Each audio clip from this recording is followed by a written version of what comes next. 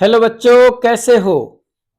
आज की क्लास में हम क्लास 10th के बायोलॉजी का जो लाइफ प्रोसेस है हम लोग उस पर अभी बात कर रहे थे। तो पहला जो टॉपिक है न्यूट्रिशन, उसमें न्यूट्रिशन इन प्लांट्स तो हमने कर दिया आपको पिछले क्लास में, जिसमें कि फोटोसिंथेसिस, उसकी मैकेनिज्म, वो तमाम पर डिस्कस हम कर चुके हैं।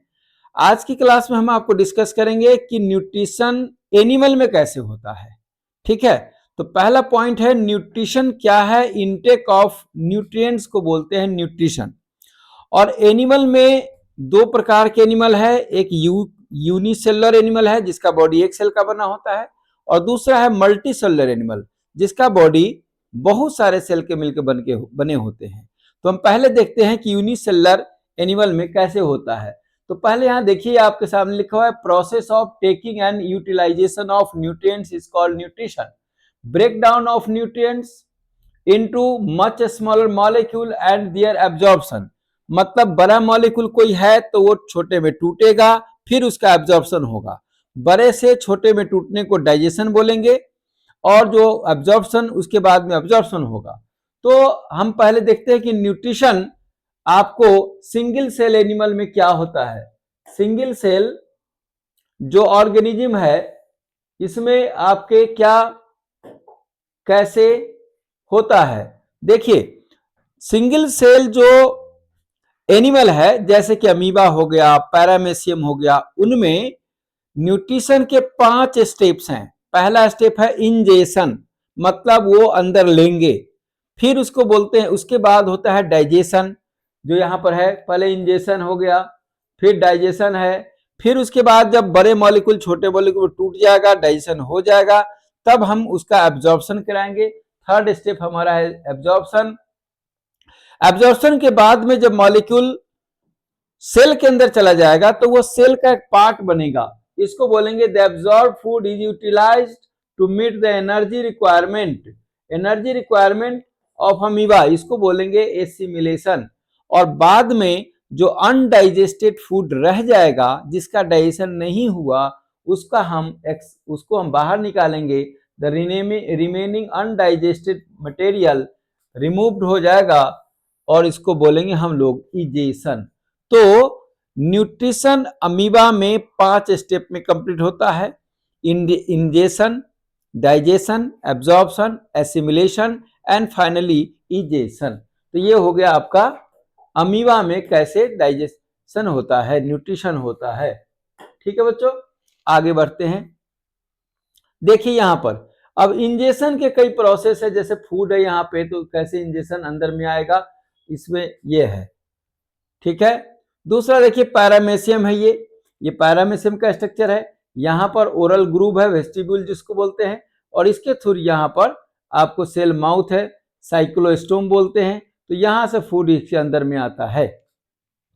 ठीक है, अब mode of nutrition in single cell organism जो पैरामेसियम है, तो paramecium has a definite shape size.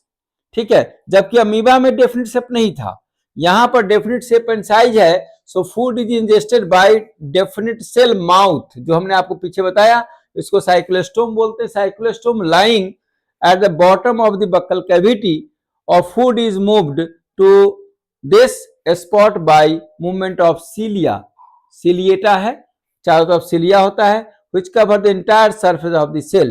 Ingested food is digested in food vacuole and undigested food is digested by cytophagy. ठीक है, तो जो फूड पैरामेसियम में जाएगा उसमें फूड वैक्यूल होते हैं, वहां डाइजेशन होगा, लेकिन जो अनडाइजेस्टेड रह गया वो आपको एक है ये साइटोफाइजी, उसके थ्रू होता है। ठीक है जी, चलिए, तो ये हो गया। अब आइए ह्यूमन बीइंग के अंदर में आपका न्यूट्रिशन कैसे होता है। तो ह्यूमन बीइंग में आप देखेंगे प्रॉपर इसका एक डाइजेस्टिव सिस्टम बना हुआ है। डाइजेस्टिव सिस्टम में 2 मेन पार्ट है, एक है आपका एलिमेंट्री कैनाल जिसको मशीनरी बोलेंगे, और एक है डाइजेस्टिव ग्लैंड। तो यहां देखिए डाइजेस्टिव सिस्टम के 2 पार्ट है, एलिमेंट्री कैनाल। एलिमेंट्री कैनाल किसे कहते हैं? माउथ से लेकर के एनस तक जो इरेगुलर डायमीटर का फैला हुआ ट्यूब है, उसको हम लोग एलिमेंट्री कैनाल बोलते हैं। माउथ से एनस तक जो एक्सटेंडेड मतलब कि ट्यूब है उसको बोलते हैं। और उसके साथ साथ में एक ग्लैंड है, जो इसमें 3 ग्लैंड है आपके यहाँ पढ़ने को, सेलिब्री ग्लैंड, लिवर और पैनक्रियाज है। एलिमेंट्री कैनाल माउथ से शुरू होकर के एनस तक आता है। तो माउथ है, इसके बाद इसोफेगस है, स्टमक है, स्मॉल इंटेस्टाइन है, लार्ज इंटेस्टाइन है और एनस है। एक छोटा सा एक डायग्राम आपके लिए बना हुआ है, इसको देख सकते हैं कि यहाँ माउथ से लेकर इस तरह से एसोफेगस बना हुआ है। फिर मैंने कहा इरेगुलर डायमीटर का है, तो इरेगुलर डायमीटर का मतलब क्या हुआ, अब देखिए यहाँ पर फैला के देखिए, अब इसको थोड़ा सा समझिए। यहाँ देखो ये माउथ है, दिस इज माउथ। तो माउथ से यहाँ आता हुआ ये इसोफेगस है, यहाँ तक इसोफेगस है, और इसोफेगस यहाँ से चल करके ये इसमें एंट्री करता है, ये है फैल गया और इसको स्टमक बोलते हैं। और स्टमक के बाद आप देखिए यह घूमता हुआ ये सब कब आएगा, इसको बोलते हैं हम लोग डियोडेनम। और फिर यहाँ पर ये बहुत सारा घुमावदार जो रास्ता देख रहे हैं, और ये है पूरा पूरा स्मॉल इंटेस्टाइन का पार्ट। स्मॉल इंटेस्टाइन जहाँ पर मिल रहा है, यहाँ पर सिक्कम है, ये क्या बोलते हैं वर्मिफॉर्म अपेंडिक्स है, छोटा सा दिख रहा है। और ये जो पोर्शन है ये आपका ये रेड वाला, ये है आपका लार्ज इंटेस्टाइन। और फिर यहाँ पर ये रेक्टम है, और ये आप देखिए यहाँ पर एनएस हो गया, ये ठीक हो गया। तो ये एक डायग्राम है आपको दिखाने के लिए कि कैसे एलिमेंट्री कैनाल का स्ट्रक्चर होता है, माउथ से लेकर के एनएस तक फैला हुआ। ठीक हो गया, आगे बढ़ते हैं। ठीक है, अब आइए एलिमेंट्री कैनाल, हमने आपको जैसे बताया एलिमेंट्री कैनाल जो है वो muscular tube extended from anterior mouth to posterior anus, right. अब इसमें क्या क्या होता है, माउथ है तो माउथ इस ओपनिंग को बोलते हैं, लेकिन माउथ जिस कैविटी में ओपन होता है उसको बोलते हैं बक्कल कैविटी। और बक्कल कैविटी में आपको 3 चीज मिलते हैं, एक है टंग, एक है टीथ और एक है टॉन्सिल। यहां देखिए आपको यहाँ पर माउथ है। और एक चीज और बताऊं, माउथ का जो ऊपर वाला पोर्शन है, माउथ का जो ऊपर वाला पोर्शन है उसको बोलते हैं पैलेट। जो आपका माउथ का ऊपर वाला पोर्शन है वो है पैलेट, जो छत है माउथ का, बक्कल कैविटी का, उसको बोलते हैं पैलेट। पैलेट क्या है, roof of mouth which separate air channel from food channel. अब यही माउथ का जो ये है, तो नोज यहां से जाएगा, एयर चैनल है, माउथ यहाँ फूड चैनल है, तो उसको ये सेपरेट आउट करता है। ठीक हो गया। मैंने कहा कि इसमें कई प्रकार के चीज स्ट्रक्चर पाए जाते हैं बक्कल कैविटी में। पहला है आपको माउथ, तो माउथ में क्या है, माउथ में पहला है टीथ। टीथ क्या है, टीथ 4 प्रकार के ह्यूमन के अंदर में, इंसीजर जो सामने वाला है, केनाइन जो बगल में 2 नुकीला है, इसके बाद प्रीमोलर और फिर मोलर, यहाँ पर लिखा हुआ है। इंसीजर का काम है कटिंग का, केनाइन का काम है टीयरिंग का, चीरने का काम है, और प्रीमोलर का काम ग्राइंडिंग का है, पीसने का, और मोलर का काम ग्राइंडिंग का है। फिर ठीक है, आपने सुना होगा कि दांत जो है वो दो टाइप से आता है जीवन में, दो बार आता है, डाइफायोडोंट बोलते हैं इसको। जब दांत जीवन में 2 बार आए उसको बोलते हैं डाइफायोडोंट, और किसी में एक ही बार आए तो उसको बोलते हैं मोनोफायोडोंट, और बार बार आता रहे टूटता रहे उसको बोलते हैं पॉलीफायोडोंट।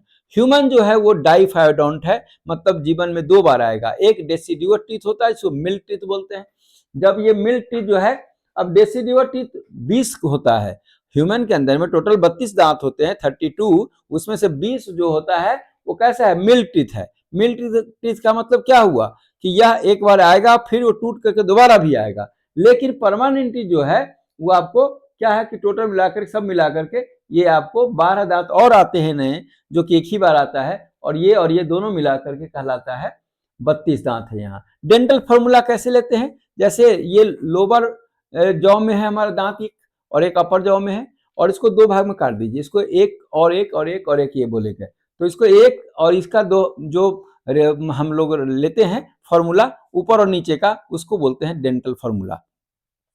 4 इसमें भी होंगे, 4 नीचे भी होगा, मतलब पहले इंसीजर, केनाइन, प्रीमोलर और मोलर ऊपर और फिर नीचे। यहाँ देखिए इंसीजर, केनाइन, प्रीमोलर और मोलर एक हो गया, और चूंकि ये क्या हुआ, एक साइड का हुआ, एक साइड ये इधर और एक साइड इधर, ठीक है ना, तो यहाँ पर हम 2 से भाग दे दिए, ऊपर वाले में मल्टीप्लाई कर दिए, एक और इधर हुआ, तो एक मल्टीप्लाई करें तो इधर का हो जाएगा, और एक और करेंगे तो इधर का हो जाएगा, तो टोटल मिलाकर के ये अपर जॉ और लोअर जॉ का हो गया।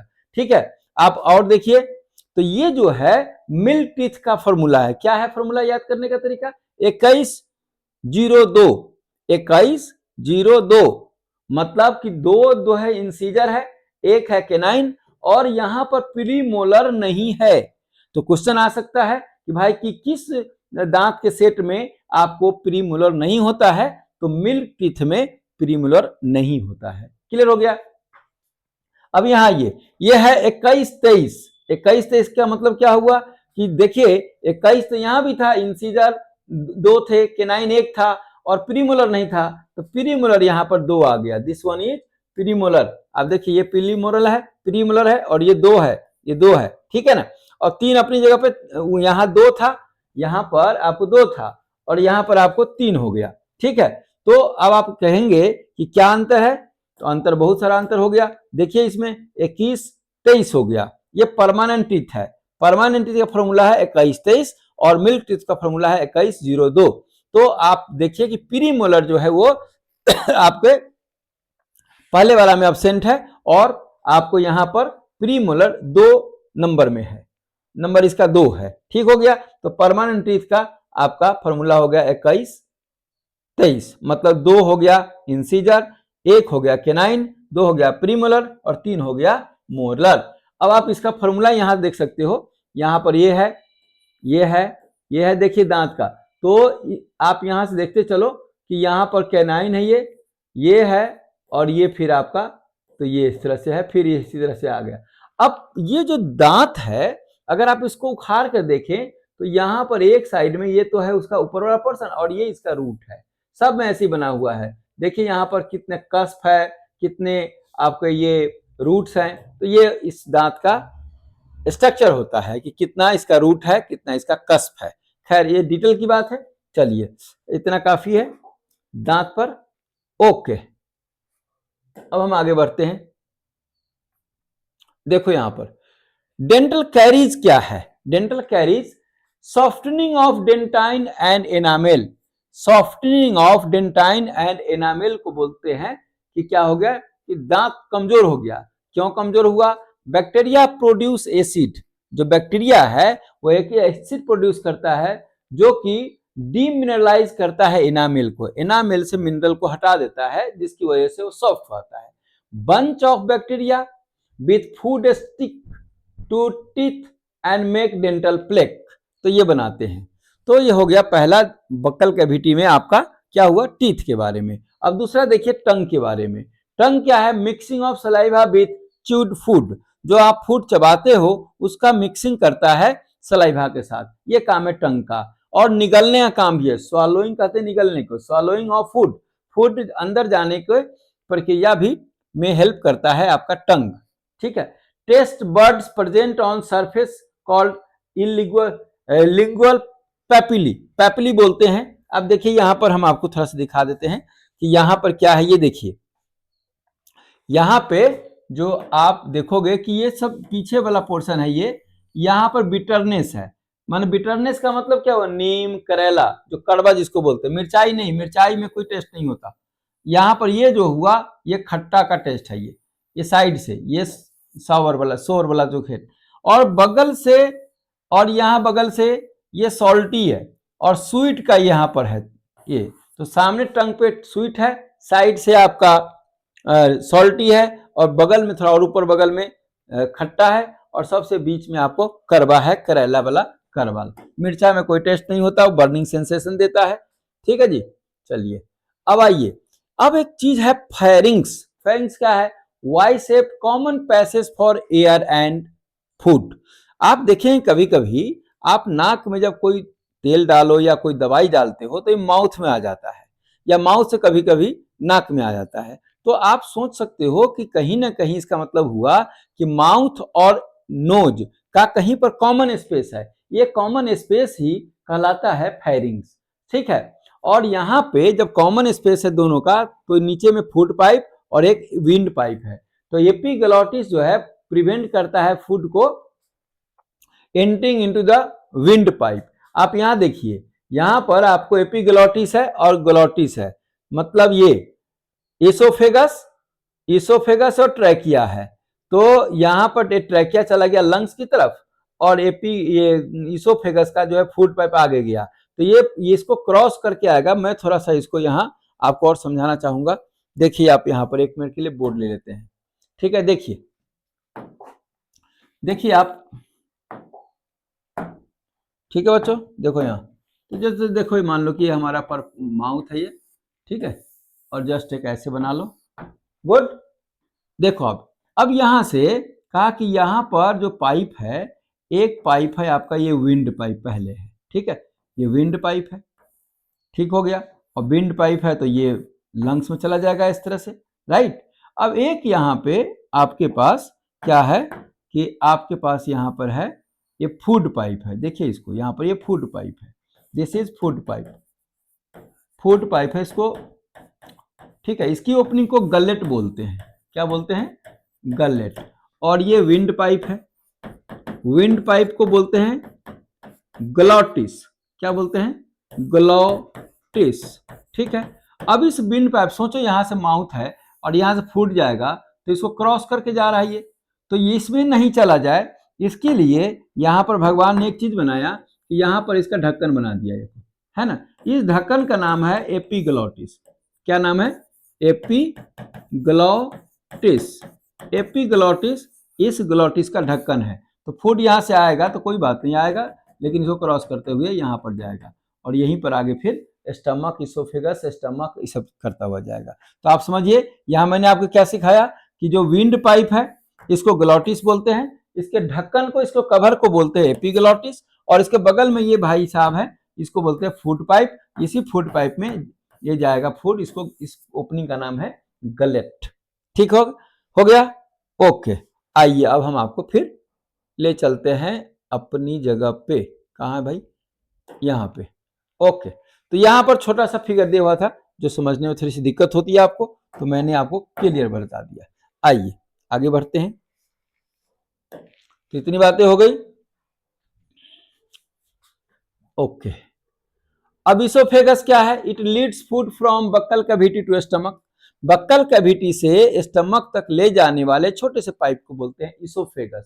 नो डाइजेशन टेक्स प्लेस, यहाँ कोई डाइजेशन नहीं होता, कुछ नहीं है, यहाँ एक जस्ट एक पाइप है, ठीक है।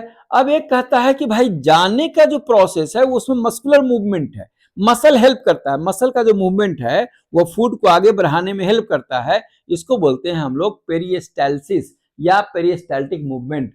Contraction expansion of muscular wall of esophagus, it helps in pushing of food into the stomach, ठीक हो गया। इसके बाद में स्टमक क्या है, जे शेप का स्टमक स्ट्रक्चर आप यहाँ देखो, ये जो देख सकते हो ये स्ट्रक्चर है आपका यहाँ, ठीक है। इसको बोलते हैं हम लोग, इस स्ट्रक्चर को क्या बोलते हैं, इस स्ट्रक्चर को बोलते हैं हम लोग जे शेप्ड है, ठीक है। अब यहाँ पर देखो, यहाँ पर एक कार्डियक स्फिंक्टर है, यहाँ पर एक कार्डियक स्फिंक्टर है और यहाँ पर एक पाइलोरिक स्फिंक्टर है। स्फिंक्टर का मतलब होता है कि जो यूनिट डायरेक्शनल फ्लो होता है, जैसे जाने तो देगा, आने नहीं देगा। अब मानिए कि खाना खाए आप, तो खाना नीचे जाना चाहिए, तो नीचे से ऊपर नहीं आ जाए, इसलिए रोकने के लिए यहाँ पर हर जगह एक क्या बोलते हैं कि रोकने वाला ब्रेकर लगा हुआ है। एक ब्रेकर का नाम है कार्डियक स्फिंक्टर और दूसरे का नाम है पाइलोरिक स्फिंक्टर। और यहाँ पर ये जो पोर्शन है इतना दूर, ये जो पोर्शन है आपका, ये देखिए, ये वाला पोर्शन कहलाता है फंडस, और यहां से लेकर के पूरा का पूरा ये वाला पोर्शन है, ये कहलाता है बॉडी, ठीक है भाई। जरा समझ लो इस बात को, बड़े आराम आराम से समझ लो, ओके जी। थोड़ा सा इसमें आएगा और इसमें आपको ये कलर, ठीक। तो ये हो गया। तो ये यहां से जो पोर्शन है इसको बोलते हैं बॉडी, फंडस बॉडी, पाइलोरस और कार्डिया। तो कह रहा है कि पहले तो समझिए कि जो स्टमक है वो जे शेप का स्ट्रक्चर है, स्टोर करता है फूड, 4 से 5 घंटा तक स्टमक के अंदर में फूड रहता है, क्लियर। लोकेशन है कहाँ, लेफ्ट अपर पार्ट, आपके इस साइड में है, लेफ्ट अपर वाले पोर्शन में है, एब्डोमेन के, ठीक है। Wall of stomach contains gastric gland. देखिए मैंने अब ग्लैंड की चर्चा की थी कि डाइजेस्टिव ग्लैंड जो है कई प्रकार के, सैलिवरी ग्लैंड है, सैलिवरी ग्लैंड है सबसे पहले माउथ के अंदर में आएगा यहाँ पे, इसके बाद में स्टमक के अंदर में जो है वो गैस्ट्रिक ग्लैंड है। अभी आगे बढ़ेंगे तो स्टमक के बाद आपको इंटेस्टाइन में भी ग्लैंड मिलेगा, इंटेस्टिनल ग्लैंड, फिर इंटेस्टाइन के आजू बाजू में एक पेनक्रियाज और एक लीवर भी मिलेगा, ठीक है। तो यहाँ पर गैस्ट्रिक ग्लैंड है जो कि गैस्ट्रिक जूस सिक्रीट करते हैं, ठीक है। अब इसके तीन पार्ट है, फंडस, कार्डियक और पाइलोरिक। क्लियर बात? क्लियर बात हो गई। चलिए, तो ये हो गया स्टमक। अब स्मॉल इंटेस्टाइन देखिए आप, स्मॉल इंटेस्टाइन कहते हैं longest organ of alimentary canal. Yes, सबसे बड़ा लॉन्गेस्ट है। कितना लॉन्गेस्ट है भाई? अप्रोक्स 6 से 7 मीटर की लंबाई है इसकी। Primary area for absorption of digested food, villi supplied blood vessels. तो कह रहा है कि यहां पे जो खाना पच करके आया है, डाइजेस्टेड फूड है, उसका एब्जॉर्प्शन होगा। ठीक हो गया। अब इसके तीन पार्ट्स है, स्मॉल इंटेस्टाइन के तीन पार्ट है। कौन कौन पार्ट है भाई? पहला पार्ट है डिओडेनम। ये पार्ट है डिओडेनम, प्रोक्सिमल सी शेप का पार्ट है। सी शेप का मतलब कि सी जैसा शेप है। आप देखिएगा, एक मिनट दिखा देता हूं। जैसे आप यहां देखिए, ऐसे आए ऐसे आए, और यहां पर ये जो घुमा, ये जो घुमा, दिस इज डिओडेनम। ये क्या नाम है इसका? डिओडेनम। ठीक है, तो यहाँ पर स्फिंक्टर था, पाइलोरिक स्फिंक्टर। तो डिओडेनम है, प्रोक्सिमल मतलब पहले वाला पार्ट है। ये रिसीव करता है secretion from liver and pancreas. मतलब लीवर और पेनक्रियाज आप यहाँ पर इस तरह से लगा रहेगा यहाँ पे, और इसका जो जूस है इस तरह से यहाँ पर आप देखोगे कि यहाँ पर लगा रहता है। तो ये साथ सिक्रीशन, दोनों का सिक्रीशन यहाँ पर आएगा। तो डिओडेनम में पेनक्रियाज और लीवर का जो सिक्रीशन है वह आपको यहाँ पे मिक्स होता आता है। मिडिल पार्ट को जेजुनम बोलते हैं, और लास्ट पार्ट को डिस्टल जो हाईली कॉइल्ड पार्ट रहता है उसको हम लोग एलियम बोलते हैं। इलियम। ठीक है, चलिए अब देखिए लार्ज इंटेस्टाइन। लार्ज इंटेस्टाइन इसलिए बोलते हैं कि इसका डायमीटर जो है वो बहुत चौड़ा है। कितना चौड़ा है भाई? पहले लंबाई तो वो छोटा है, 1.4 से 1.8 मीटर ही लंबा है। ठीक है, अब इसके भी तीन पार्ट है। कौन कौन तीन पार्ट है? देखिए, एक सिक्कम है, कंटेन सिम्बायोटिक बैक्टीरिया। आप बहुत आजकल सुन रहे होंगे कि भाई जो हमारा इंटेस्टाइन का बैक्टीरिया है वो बहुत मतलब कि गुड बैक्टीरिया है। उस बैक्टीरिया का जनसंख्या हमारे इंटेस्टाइन में जितना ज्यादा रहेगा, हमारे फूड का डाइजेशन उतना अच्छा से होगा। तो ये बैक्टीरिया कहाँ होते हैं, इसका जगह कहाँ है? तो इसका जगह है भाई साहब सिक्कम। और ये सिम्बायोटिक है। सिम्बायोटिक का मतलब कि म्यूचुअली दोनों पार्टनर को फायदा होता है। उस बैक्टीरिया को भी फायदा है क्योंकि हम रहने की जगह दे रहे हैं, और उस बैक्टीरिया के द्वारा हमारे बॉडी में बहुत प्रकार के चीजें बनाई जाती हैं। बहुत सारा विटामिन है, न्यूरोट्रांसमीटर है, ये सब बनते हैं। Vermiform appendix is attach to it, ये यहां से जुड़ा रहता है। आप ये देखिए, दिस इज सिकम, ये सिकम का ये है यहाँ पर, और ये है वर्मिफर अपेंडिक्स। ठीक है जी, ओके। कोलोन है, वाटर एब्जॉर्ब होता है अनडाइजेस्टेड फूड से। ध्यान दीजिए, अनडाइजेस्टेड फूड से जो रह गया फाइबर टाइप का जो नहीं पचा, वहां जो पानी है उसका एब्जॉर्प्शन यहाँ हो जाएगा। ये है कोलोन के तीन पार्ट होते हैं। कोलोन के तीन पार्ट है।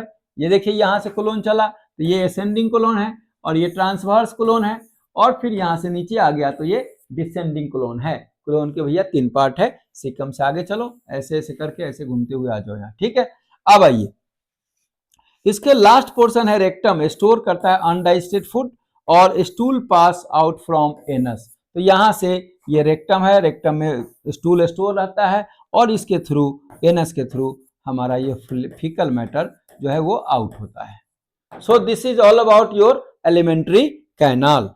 समझ में आ गया होगा? ठीक है बच्चों, तो ये हो गया आपका एलिमेंट्री कैनाल का स्ट्रक्चर। अब आते हैं, थोड़ा सा जानकारी और हम आपको दे देते हैं डाइजेस्टिव ग्लैंड के बारे में। मैंने कहा कि डाइजेस्टिव ग्लैंड तो दो ग्लैंड और भी है, लेकिन इसमें जो आपको पढ़ने के लिए दिया हुआ है कि सैलिवरी ग्लैंड है, जहां से सलाइवा सिक्रेट करता है। माउथ जो हमेशा गीला रहता है ना, वो उसका कारण है सैलिवरी ग्लैंड, हमेशा सिक्रेट करता रहता है। जिस दिन ये सिक्रेशन बंद हो गया, आदमी मर जाएगा, खत्म हो जाएगा। ठीक है, दूसरा लीवर है, आप देखो, अब पेनक्रियाज है। ठीक है, तो ये तीन ग्लैंड है आपके पास। तीन ग्लैंड का क्या काम है? Salivary gland present in buccal cavity, इसके तीन पेयर है। पैरोटिड ग्लैंड, सब मैंडिबुलर, सब मैक्सिलरी, इसको लोअर जॉ के अंदर में होता है, और सब लिंगुअल, लिंगुअल का मतलब टंग, ये टंग के नीचे पाया जाता है, इसलिए सब लिंगुअल बोलते हैं। आप इसका लोकेशन देखना चाहो तो यहाँ कान के थोड़ा नीचे में देखोगे, ये पैरोटिड ग्लैंड है। ठीक है, ये यहाँ जो ठुड्डी हम लोग का ऐसे ऐसे बीच में यहाँ पर पाया जाता है आपका सब लिंगुअल ग्लैंड टंग के नीचे, और एक है सब मैंडिबुलर ग्लैंड यहाँ पर सब जेब्रा के नीचे में। ठीक है ना, तो ये तीन प्रकार के ग्लैंड है आपके सैलिवरी ग्लैंड में। अब एक है कंपाउंड्स। कंपोनेंट्स, मतलब सैलिवरी ग्लैंड का जो सिक्रेशन है सलाइवा बोलते हैं उसको। और सलाइवा में क्या क्या पाया जाता है, आपको पाया जाएगा वाटर, सॉल्ट और एंजाइम्स वाटर, सॉल्ट और एंजाइम्स पाए जाते हैं। सैलिवरी एमाइलेज, एंजाइम्स कौन सा पाया जा रहा है, सैलिवरी एमाइलेज, लाइसोजाइम, क्या काम करता है ये, this is anti bacterial, prevent bacterial infection. आप जो खाना पीना खाते हो उसको पहले ही यहाँ पर मार दिया जाएगा माउथ में, सलाइवा ही उसको खत्म कर देगा, क्योंकि उसमें बैक्टीरियल एंटी बैक्टीरियल एंजाइम है लाइसोजाइम। ठीक हो गया जी। और 30% डाइजेशन जो है स्टार्च का वो यहीं पर कंप्लीट होता है। 30% digestion of starch, partial digestion of carbohydrate बोलेंगे इसको। देखिए यहाँ पर कार्बोहाइड्रेट है, सैलिवरी एमाइलेज काम करेगा, ध्यान दीजिएगा इस एंजाइम का नाम है सैलिवरी एमाइलेज, और यह काम करेगा इस पीएच पे, पीएच कितना है 6.8, और ये कन्वर्ट करेगा माल्टोज में। माल्टोज एक डाइसैकेराइड है, आगे की क्लास में हम पढ़ेंगे। दूसरा है गैस्ट्रिक ग्लैंड, अभी हम बता रहे थे आपको कि स्टमक के अंदर में गैस्ट्रिक ग्लैंड है प्रेजेंट इन स्टमक, और ये गैस्ट्रिक जूस सिक्रेट करेगा।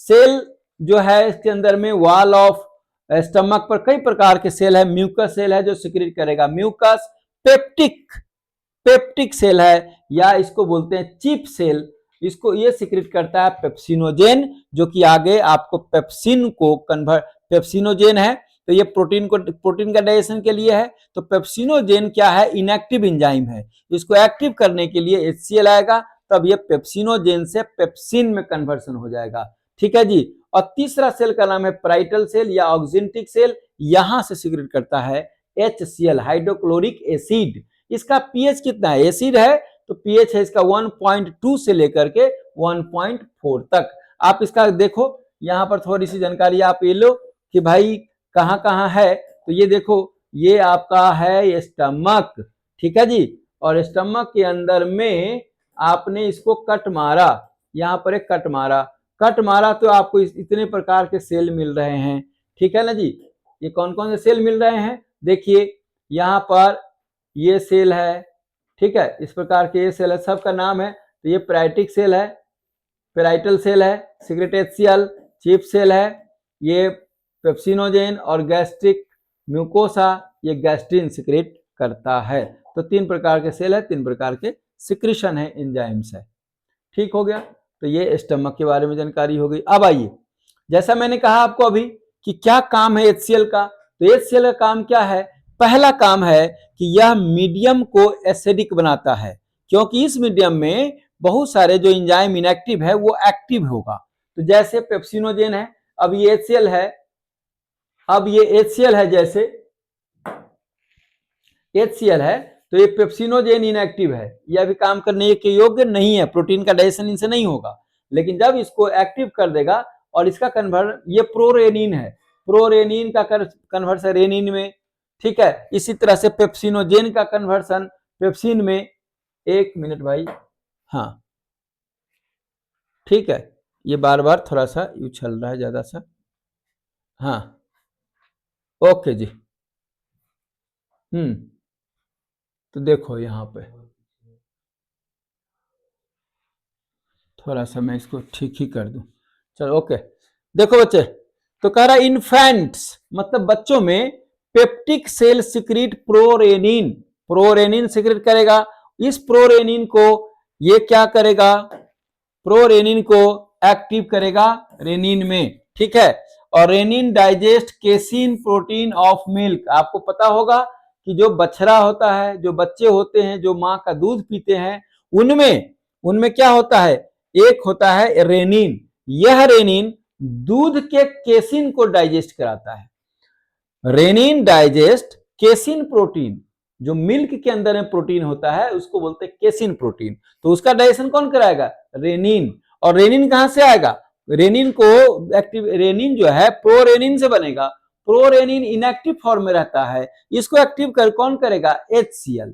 तो देखिए कैसे ताल्लुक हुआ, HCl कन्वर्ट किया प्रोरेनिन को रेनिन में, और रेनिन जो है एक्टिवेट जब हो गया, यह रेनिन दूध के प्रोटीन जो है केसिन उसका डाइजेशन कराएगा। यहां देखिए मिल्क प्रोटीन केसिन है, रेनिन आया और बदल दिया इसको पैराकेसिन में, पैराकेसिन में। ठीक हो गया?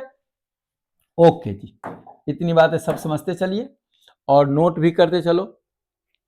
चलो अब आइए, लीवर भी हमारा एक ग्लैंड है, तो largest gland of digestive system, weight इसका 1.2 1.2 टू 1.5 मतलब 1.5 kg के आसपास अपना लीवर है। सिक्रेट करता है ये बाइल जूस, ध्यान दीजिए, ये क्या सिक्रेट करता है? Bile juice into small intestine. मैंने अभी पहले ही बताया कि स्मॉल इंटेस्टाइन का एक पार्ट है डिओडेनम, जिसमें पेनक्रिएटिक और लीवर दोनों का सिक्रेशन उसमें जाता है। तो ये बाइल जूस कहाँ जाएगा? स्मॉल इंटेस्टाइन में। बाइल जूस में होता है बाइल सॉल्ट, दो बाइल सॉल्ट का नाम बोलता हूं मैं, बिलीरुबिन एंड बिलीवर्डिन, बिलीरुबिन और बिलीवर्डिन। ठीक है, ये ग्रीनिश येलो का होता है। अगर आपको याद हो, यही जो है इसका अमाउंट जब बढ़ जाता है तो लोगों को जॉन्डिस हो आता है। यस जी, बात समझिए, बिलीरुबिन और बिलीवर्डिन का अमाउंट अगर ब्लड में बढ़ गया तो उसको उस बीमारी का नाम है जॉन्डिस। ठीक है जी। नो एंजाइम इज प्रेजेंट, ध्यान दीजिएगा, कहा यहां पे कोई भी प्रकार का एंजाइम जो है इसमें लीवर के अंदर में सिक्रेशन नहीं होता है। ठीक है, यहां पर एंजाइम का सिक्रेशन नहीं है, यहां पर बाइल सॉल्ट है, बाइल ये सॉल्ट का है। ठीक हो गया? तो bile is produced in the liver and stored in gall bladder. आपको याद हो तो यहां पर गॉल ब्लैडर भी एक चीज आएगा, देखिए यहां दिखा हुआ फोटो में। तो इमल्सिफिकेशन ऑफ फैट, लीवर का क्या काम है? इमल्सिफिकेशन, क्या मतलब इसका? Conversion of fat into A small fat globules.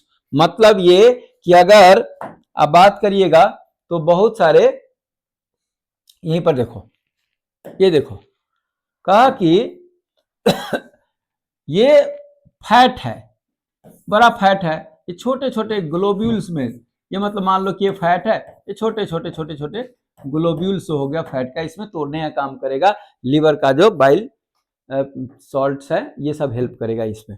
ठीक है जी। तो transforms acidic food coming from stomach alkaline. अब लीवर का दूसरा काम क्या है कि जो स्टमक से फूड आया वो एसिडिक था, उसका मीडियम एसिडिक था, अब इसको अल्कलाइन मीडियम में कन्वर्ट करेगा so that pancreatic enzymes can act. अब आगे का जो कहानी है वो सब अल्कलाइन मीडियम का है, पेनक्रिएटिक आएगा, ट्रिप्सिन आएगा, तो उसका काम क्या है? वो अल्कलाइन मीडियम में काम करेगा, तो इसका लीवर उसको अल्कलाइन मीडिया करके बना के दे देगा। ठीक हो गया? आगे बढ़ते हैं। अब देखो क्या कहते हैं, पेनक्रियाज में क्या है?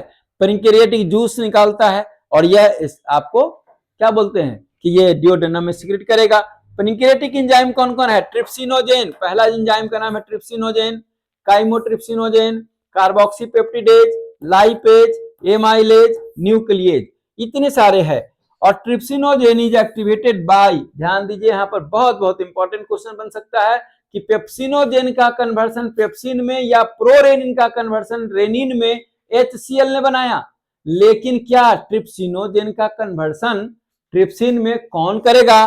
तो HCl यहां नहीं करेगा, यहां करेगा इंटेरोकाइनेज। मतलब ये ट्रिप्सिनोजेन है, ट्रिप्सिनोजेन का कन्वर्सन ट्रिप्सिन में जो करेगा, यहां पर कौन है एंजाइम का नाम?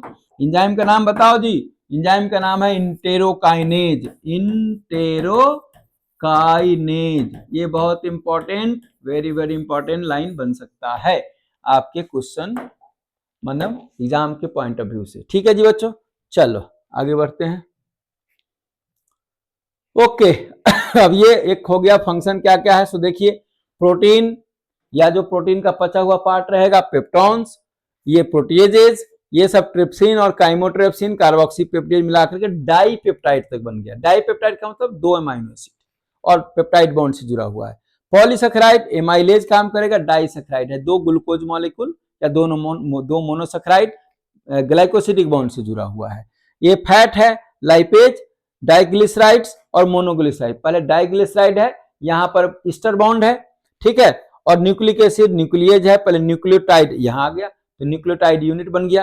तो लगभग लगभग अब हम लोग डाइजेशन के लास्ट पोर्शन में हैं। ठीक है, फाइनल हो गया। स्मॉल इंटेस्टाइन वाल सिक्रेट करता है इंटेस्टिनल जूस, जिसको बोलते हैं सक्कस इंटेरिकस। क्या नाम है भाई? सक्कस इंटेरिकस, ये याद करो, सक्कस इंटेरिकस। और receive secretion from liver and pancreas. ये जो इंटेस्टाइन है क्या क्या क्या रिसीव करता है? सिक्रीशन फ्रॉम लीवर से आने वाले, पेनक्रियाज से आने वाले, थ्रू कॉमन हिपैटोपेनक्रियाटिक डक्ट। ये जो है आप देखिए यहाँ फिगर थोड़ा सा ऐसे बना हुआ है, आप समझ पाए नहीं समझ पाए, मैं आपको एक बार क्लियर बना देता हूं। यहाँ ये है डिओडेनम, ठीक है जी।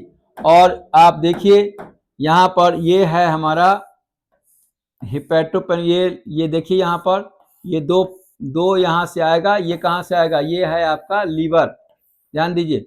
और लीवर से एक तो आएगा यहाँ पर सिस्टिक डक्ट है, ये हो गया गॉल ब्लैडर, ये हो गया लीवर, और यहाँ से आएगा तो ये और ये दोनों मिलकर के बोलते हैं कॉमन बाइल डक्ट। यहाँ से आया, अब यहाँ से ये इधर आ गया, यहाँ खुल गया ओपन में, अब यहाँ से ये बन गया आपका, क्या बोलते हैं इसको? इसको बोलते हैं, इस तरह से बीच बीच में रहेगा, इस तरह से लगा हुआ, ये है आपका, ठीक है, ये है आपका पेनक्रियाज, ये पेनक्रियाज है। और मेन पेनक्रियाटिक डक्ट ओपन होता है इस डिओडेनम में, और यहां से भी सिक्रेशन होकर के यहां आएगा। देखिए यही चीज यहां पर बनाया हुआ है, हिपैटोपेनक्रियाटिक डक्ट, ये हो गया। इधर से देखिए यहां से आ रहा है ये, ठीक है, और यहां से भी आ रहा है ये, तो ये पेनक्रियाटिक डक्ट है जो मैं आपको अलग से बनाया था ये, और एक यहाँ भी खुल रहा है, ठीक है ना। तो ये है आपका डिओडेनम, ठीक है, और यहाँ से ये है आपका gall bladder, this one is gall bladder, और यही लीवर में चला जाएगा, तो डक्ट फ्रॉम लीवर, ठीक है। तो जो लीवर का डक्ट है उसमें ये डक्ट खुल रहा है गॉल ब्लैडर का, इसको सिस्टिक डक्ट बोलते हैं, ठीक है। और ये जहां पर ये डक्ट और ये डक्ट मिलेगा इसको बोलेंगे कॉमन बाइल डक्ट। मतलब कि लीवर से जो आ रहा है वो रास्ता और जो पेनक्रियास है दोनों मिल गया तो कॉमन हो गया, इसको बोलते हैं कॉमन बाइल डक्ट। और यहाँ से ये सिक्रेशन यहाँ इंटेस्टाइन में खुला, और एक ये वाला सिक्रेशन, दोनों पेनक्रियाटिक डक्ट है ये, this one is pancreatic duct लिखा हुआ है, ये पेनक्रियाज है। So duct system of liver and gall bladder and pancreas. मेरा ख्याल है कि आप इस फिगर को यहाँ भी समझा दिया मैंने और आपको वहां भी समझा दिया। उम्मीद करते हैं कि आपको ये चीज समझ में आ गया होगा। ओके जी, आओ अब देखो, अब जो डाइजेशन की यात्रा चली थी वो चली थी बड़े मॉलिक्यूल से, फिर बीच में छोटे छोटे मॉलिक्यूल बनते जा रहे हैं।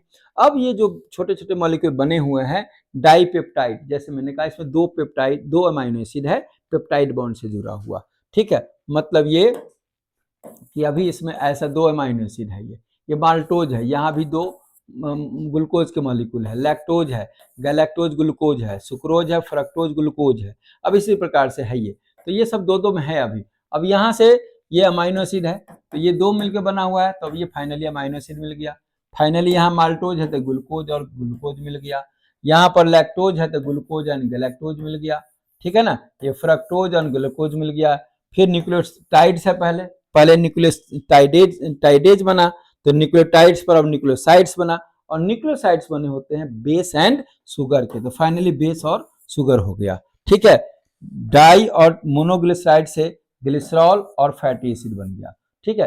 तो इस प्रकार से यहाँ पे लगभग आपको डाइजेशन का जितना प्रोसेस होता है वो कंप्लीट हो गया, ठीक है जी। अब यहाँ पर ये फाइनली जो न्यूट्रिशन होना चाहिए वो कंप्लीट है, तो डाइजेशन की प्रक्रिया कंप्लीट हो गई। अब वहां से एब्जॉर्प्शन होगा, एब्जॉर्ब होकर के जितने चीज पचा हुआ है, जितना डाइजेस्टिव चीज है, ये सब कहाँ चला जाएगा? ये सब चला जाएगा ब्लड में एब्जॉर्ब होकर के, इसको बोलते हैं एब्जॉर्प्शन।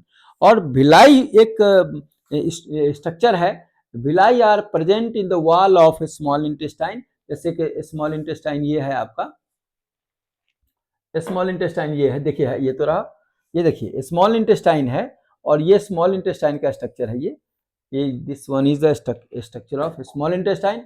और उसमें ये भिलाई है, ये क्या है? भिलाई है। तो भिलाई के माध्यम से ये पूरा एब्जॉर्प्शन होता है। Major absorption takes place in small intestine. कहाँ होता है भाई? स्मॉल इंटेस्टाइन में। फॉर फैट का एब्जॉर्प्शन के लिए lymph capillaries are present known as lacteals.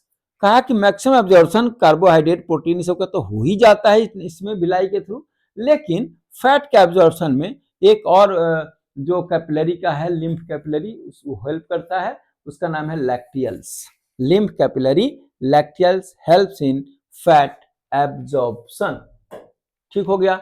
आप चाहो तो इसको देख सकते हो इसे। अब ये सब कहानी है, उतना छोड़िए। एसिमिलेशन का मतलब it is the incorporation of absorb food material into cell.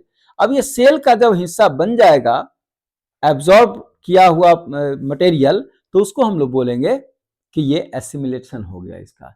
ठीक है ना। The surplus amino acid get deaminated in the liver.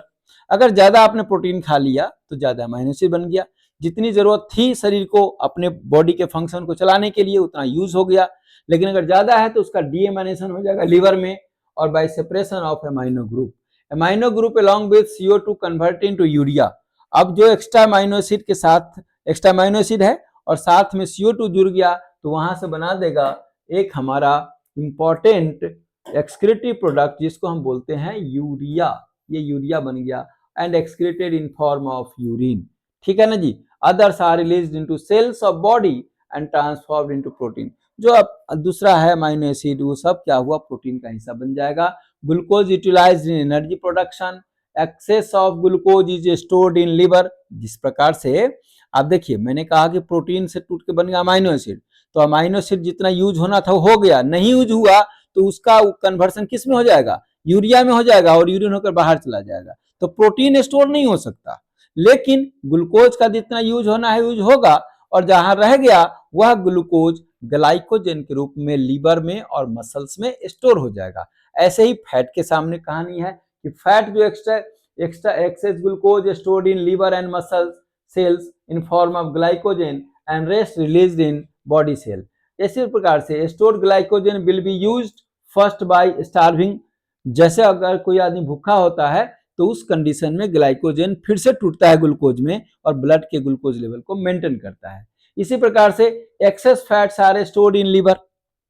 फिर अगर हमने कहा कि फैट है तो फैट टूटता है ग्लिसरॉल और फैटी एसिड में। अगर जितना यूज होना है सेल को, हमारे बॉडी में लंग्स है, लीवर है, ब्रेन है, किडनी है, जो काम कर रहे हैं शरीर को चलाने के लिए, उसमें जब सबका यूज हो गया तो हो गया, और जब यूज के बाद जो फाइनली जो रह गया एक्सेस जो फैट रह गया उसका कन्वर्सन होकर के स्टोर हो जाता है लीवर में, मसल्स में और एडिपोज टिश्यू में। तो ध्यान दीजिए, प्रोटीन का स्टोरेज नहीं है। कार्बोहाइड्रेट में ग्लूकोज ग्लाइकोजन में कन्वर्ट होगा, लीवर और मसल में स्टोर हो जाएगा। कहां हो जाएगा, लीवर एंड मसल में हो जाएगा।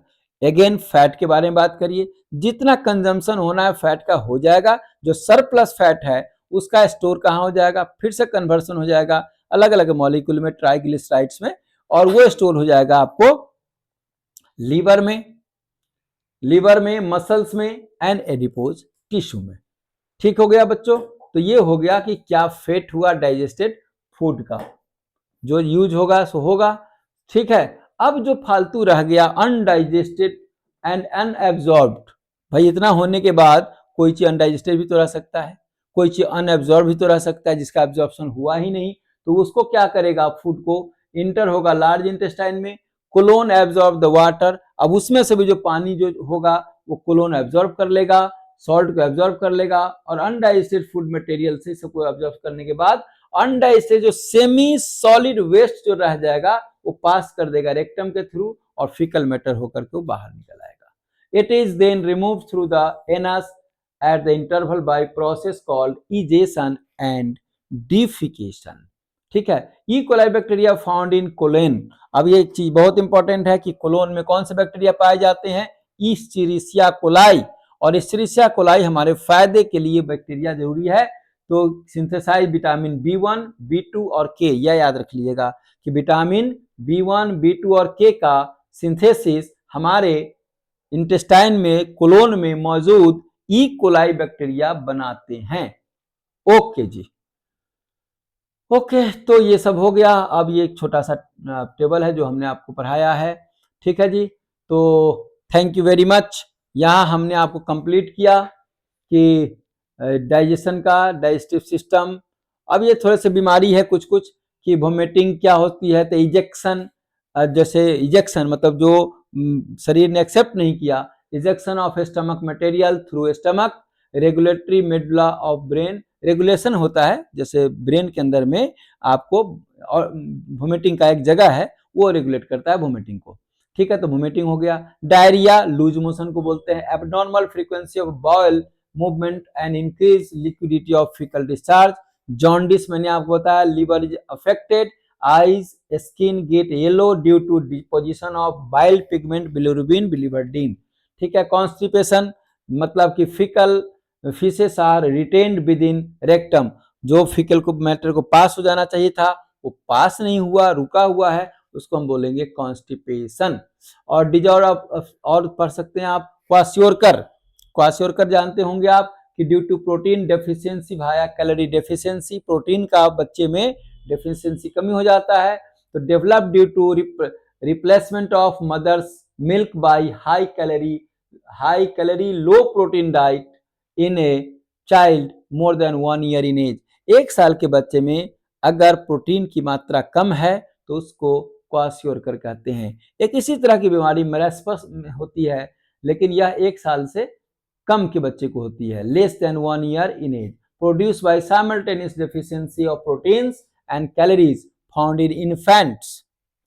मेरास्मस तो 1 साल से बच्चे की, मोर देन 1 ईयर के बच्चे को हुआ, लेकिन 1 साल से छोटे बच्चे को प्रोटीन की कमी हो गई तो उसको हो जाएगा मेरास्मस। ठीक है, if mother's milk is replaced by too early by other foods, कहा कि 6 महीने तो बच्चे को इसलिए सलाह की जाती है गवर्नमेंट के द्वारा और हमारे हेल्थ जो एक्सपर्ट्स हैं उसके द्वारा कि 6 मंथ तक मिनिमम बच्चे को ब्रेस्ट फीडिंग कराई जाए ताकि उसका कोई प्रोटीन की डेफिशिएंसी ना हो। ओके जी, सो अब ये क्वेश्चन आ गया, पेप्सिनोजिन इज सिक्रेटेड बाय, आपको हमने अभी बताया हुआ है। सो बच्चों यहां पर हमने आपको पढ़ाया कि कैसे एनिमल के अंदर, अमीबा के अंदर, पैरामेसियम के अंदर और फिर फाइनली ह्यूमन के अंदर में न्यूट्रिशन होता है। न्यूट्रिशन के हम 5 स्टेप्स देखे, इंजेशन, डाइजेशन, एब्जॉर्प्शन, एसिमिलेशन और इजेशन, और हमने सारे पैरामीटर्स देखे इसके कि कौन से एंजाइम कैसे डाइजेशन में हेल्प करते हैं, एब्जॉर्प्शन में हेल्प करते हैं। So this is all about your nutrition in animals. Thank you.